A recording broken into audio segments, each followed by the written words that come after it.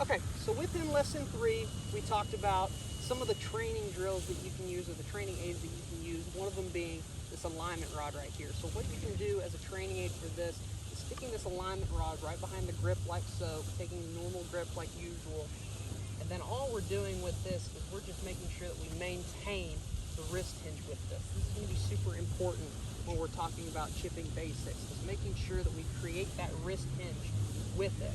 And with this training aid, what you're looking to do whenever you make the stroke with the chipping, you're making sure that whenever you're rotating, you don't want this alignment rod to touch you. That means that you're losing that wrist hinge in the chip shot. You're not letting the club do the work, because that's what we really want to focus on, is being able to let the club do the work and not having our body or our wrists or our arms do anything in order to, make the ball skull across the green or even chunk it. We're just wanting to maintain it because that's going to help us to be able to hit it a lot better. And you see, it sounds a lot better too whenever I'm making that motion like that. So that's a really good way to use an alignment rod as a training aid in your chipping.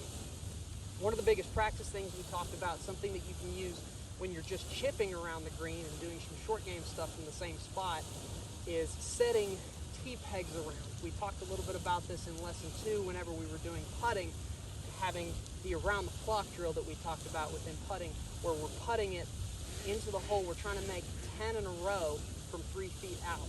And with this drill that we have in chipping, we're looking to make sure that we can put each chip from that point, from whatever point that we're at, making sure that we can put each ball inside of that 3-foot circle. Because that's really going to help us out in order to make sure that we are making putts and making good chip shots that are going to reduce the number of strokes that we have on each hole. So doing something like that for our game is super, super important. Another incredibly important practice thing that we can do when we're around the short game is play games with ourselves. One game we talked about was doing a game/drill where it was plus or minus 3. It's another one where you can take either 10 different shots as well from different spots around the green as well, and trying to make at least a par on those ones. And a good objective for something like that is to be able to make sure that we can finish around plus 3 is what we're really looking for. If we're finishing around plus 3, we're looking really, really good with our chipping. If we're finishing anything above that, there's almost a point where we don't even want or need to practice our chipping. But in order to maintain our game, we want to make sure that we're doing that. But if we're finishing something below plus 3, where it's like plus 4, plus 5, plus 6, something like that, then we need to work a little bit more on whatever was causing us to, score a little bit higher. If there was a certain lie that we struggled on more than others, if there was something that, we were struggling with in our stroke when it came to that specific lie that we're struggling. So it's just simply about doing something like that.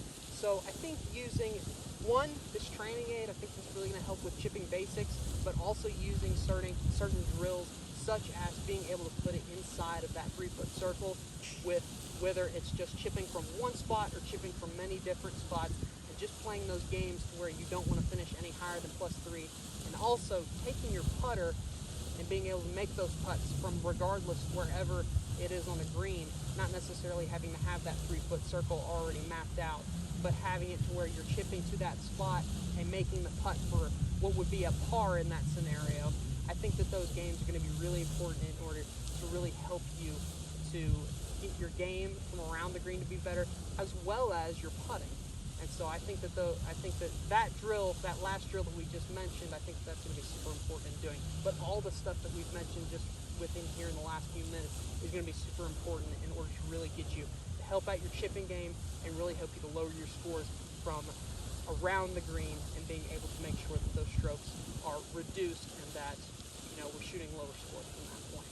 So focus on those drills, focus on that training aid. I think you're going to be looking a lot better for your For sure.